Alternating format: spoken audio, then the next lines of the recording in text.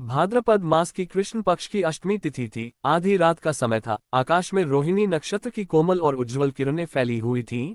चारों ओर गहरा सन्नाटा था और उस सन्नाटे में जैसे कोई अदृश्य संदेश बह रहा था कि आज कुछ अद्भुत घटने वाला है। यमुना की लहरें मंद मंद बह रही थीं। उनके जल में चांदनी के प्रतिबिंब थिरक रहे थे। वृक्षों की पत्तियां हल्की हवा में सरसराती हुई मानो किसी दिव्य स्वागत के लिए झूम रही थीं। मथुरा नगरी उस समय अत्याचारी राजा कंस के शासन में थी।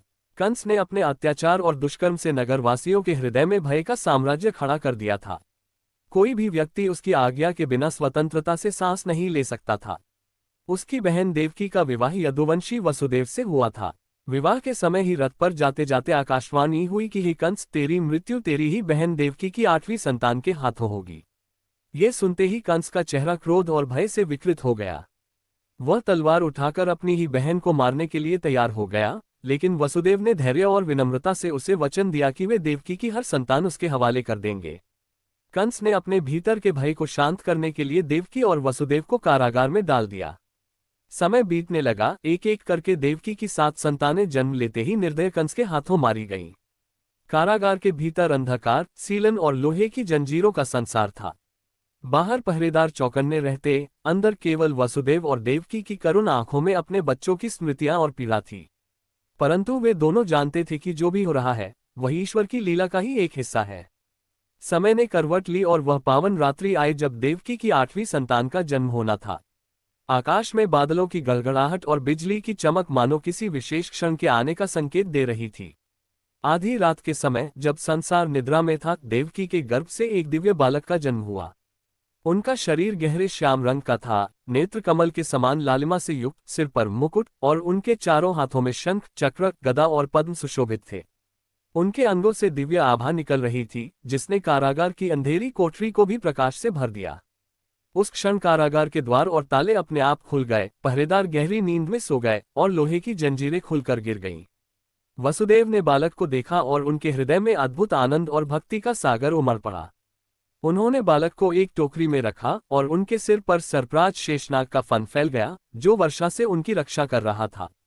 वसुदेव टोकरी लेकर यमुना तट की ओर बढ़े। यमुना जी उस रात उफान पर थी, परंतु जब वसुदेव जल में उतरे तो उनके चरणों को स्पर्श करते ही लहरें शांत हो गईं और उन्हें मार्ग देने लगीं। गोकुल पहुंचकर वसुदेव ने नंद बाबा के घर प्रवेश किया, जहां यशोदा माता एक कन्या को जन्म देकर निद्रा में थी। वसुदेव ने कन्या को टोकरी में रखा और बालक को यशोदा के शैया पर लिटा दिया।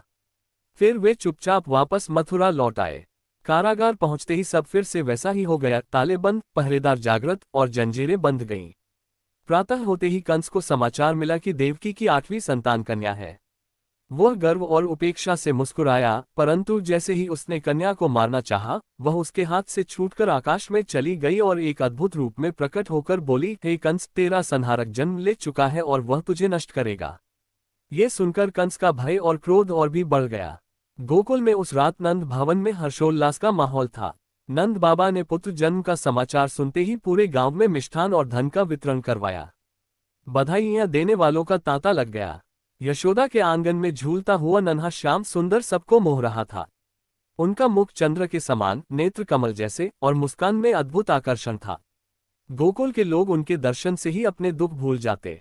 दिन बीतते गए और श्रीकृष्ण धीरे धीरे बड़े होने लगे। बचपन से ही उनकी चंचलता, मखमली मुस्कान और नटखट स्वभाव से गोकुल का हर हृदय उनके प्रेम में बंध गया। वे गोप बालकों के साथ खेलते, बछड़ों को चराते और कभी कभी मटके से माखन चुरा लेते। गोपियां जब माखन रखने के लिए मटके को ऊंचाई पर रखती, तब भी वह अपनी बाल संगति के साथ मिलकर माखन निकाल ही लेते। उनकी यही लीलाएं गोकुल में हंसी और आनंद का कारण बनती।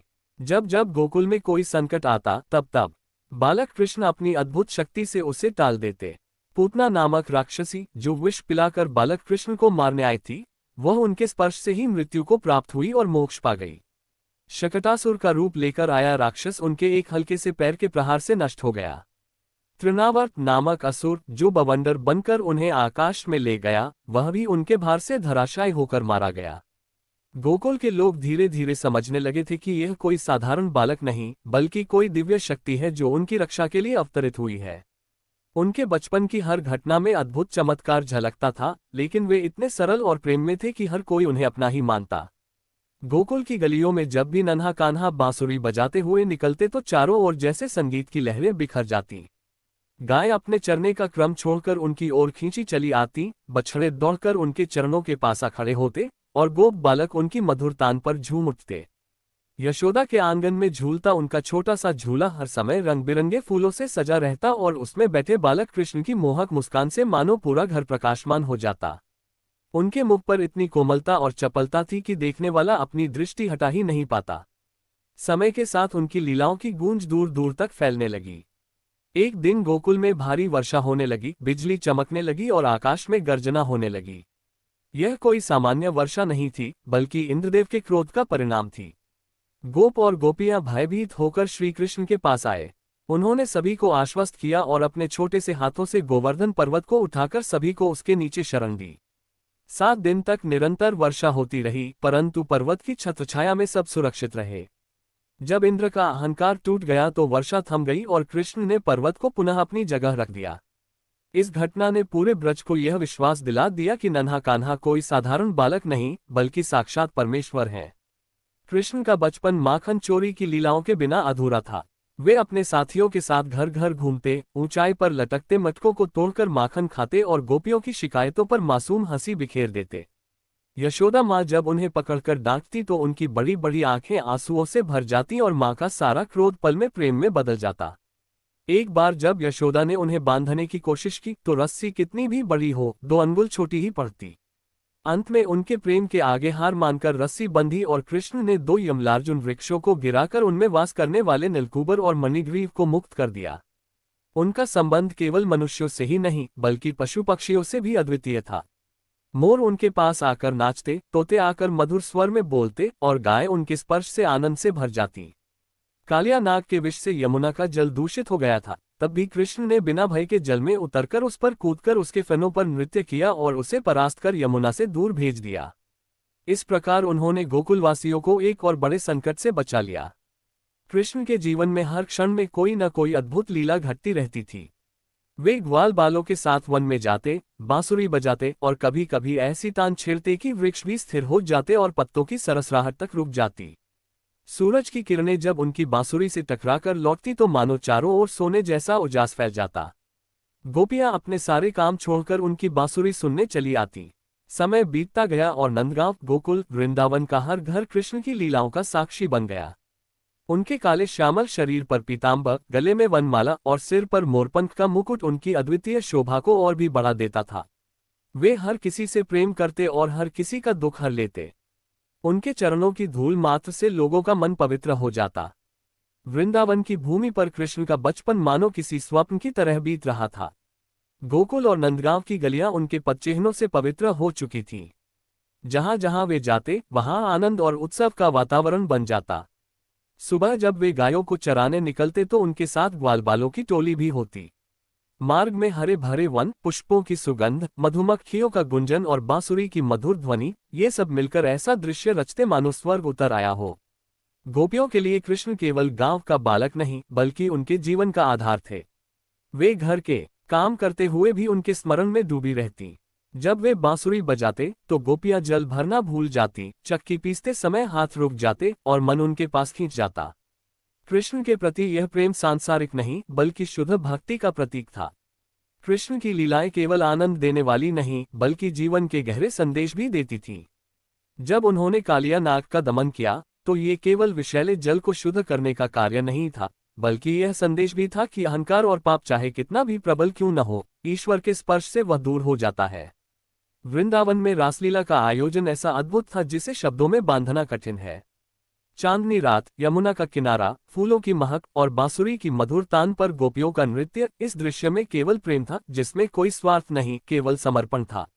रासलीला के प्रत्येक क्षण में भक्ति, आनंद और आत्मा का मिलन झलकता था। समय के साथ कृष्ण के कार्य केवल गोकुल वृंदावन तक सीमित नहीं रहे। मथुरा में कंस के अत्याचार बढ़ते जा रहे थे। कंस ने अनेकों बार राक्षसों को भेजकर कृष्ण को मारने का प्रयास किया, पर हर बार वे असफल हुए। अंततः एक दिन कंस ने अखाड़े में उन्हें आमंत्रित किया। नंदगांव से मथुरा जाते समय कृष्ण ने रास्ते में अनेक दुष्टों का नाश किया और यमुना में स्नान कर मथुरा में प्रवेश किया। वहां धनुष तोड़कर उन्होंने अपनी दिव्य शक्ति का परिचय दिया और अंत में कुश्ती के मैदान में कंस का वध किया। इस प्रकार आकाशवाणी की भविष्यवाणी पूर्ण हुई और मथुरा के लोग अत्याचार से मुक्त हुए। कृष्ण के जीवन का प्रत्येक चरण धर्म की स्थापना और अधर्म के विनाश के लिए था। कंस वध के बाद उन्होंने अपने माता पिता वसुदेव और देवकी को कारागार से मुक्त किया और उग्रसेन को पुनः मथुरा का राजा बनाया। इसके बाद भी उनका जीवन निरंतर जनकल्याण में बीता, चाहे वह पांडवों की सहायता हो, शिशुपाल का वध हो या महाभारत के युद्ध में अर्जुन को गीता का उपदेश देना हो। जन्माष्टमी का पर्व इसी दिव्य जन्म की स्मृति में मनाया जाता है। ये केवल भगवान के जन्म का उत्सव नहीं, बल्कि यह याद दिलाता है कि जब जब संसार में अन्याय और पाप बढ़ता है, तब तब ईश्वर स्वयं अवतरित होकर धर्म की स्थापना करते हैं। भाद्रपद कृष्णाष्टमी की रात को लोग व्रत रखते हैं, भजन कीर्तन करते हैं, झांकियां सजाते हैं और मध्यरात्रि में भगवान का जन्मोत्सव मनाते हैं। मंदिरों में घंटे घड़ियाल बजते हैं, शंखनाद होता है और भक्त जयकारों से वातावरण गुंजायमान कर देते हैं। गांव गांव में दही हांडी का आयोजन होता है, जिसमें युवा कान्हा की माखन चोरी की लीला का स्मरण करते हुए मानव पिरामिड बनाकर ऊंचाई पर लटकी मटकी फोड़ते हैं। घर घर में भगवान की झांकी सजती है, दीपक जलाए जाते हैं और प्रसाद बांटा जाता है। भक्त पूरे दिन और रात कृष्ण के भजन गाते हैं, गीता का पाठ करते हैं और अपने मन को ईश्वर के चरणों में समर्पित करते हैं। जन्माष्टमी का महत्व केवल धार्मिक दृष्टि से ही नहीं, बल्कि आध्यात्मिक रूप से भी गहरा है। ये हमें सिखाता है कि जीवन में चाहे कितनी भी कठिनाइयां आए, हमें धर्म, सत्य और प्रेम के मार्ग पर अडिग रहना चाहिए। भगवान कृष्ण का जीवन इस बात का प्रमाण है कि प्रेम, करुणा और न्याय ही संसार को संतुलित रखते हैं। जब भक्त रात्रि के 12 बजे भगवान का जन्मोत्सव मनाते हैं, तो वह केवल एक ऐतिहासिक घटना का स्मरण नहीं होता, बल्कि यह उस दिव्य क्षण का अनुभव होता है जब हमारे हृदय में भी ईश्वर का जन्म होता है। यही कारण है कि जन्माष्टमी को भक्ति, आनंद और आत्मिक जागृति का पर्व कहा जाता है। इस प्रकार श्री कृष्ण की बाल लीलाओं से लेकर उनके जीवन के महान कार्यों तक का स्मरण हमें प्रेरित करता है कि हम अपने जीवन को पवित्र बनाएं, दूसरों की सेवा करें और धर्म के मार्ग पर चलें। जन्माष्टमी केवल भगवान के जन्म की कहानी नहीं, बल्कि यह हर युग में धर्म की विजय और अधर्म के पतन का प्रतीक है, जो हमें विश्वास दिलाता है कि ईश्वर सदैव अपने भक्तों की रक्षा करते हैं और संसार में संतुलन बनाए रखते हैं।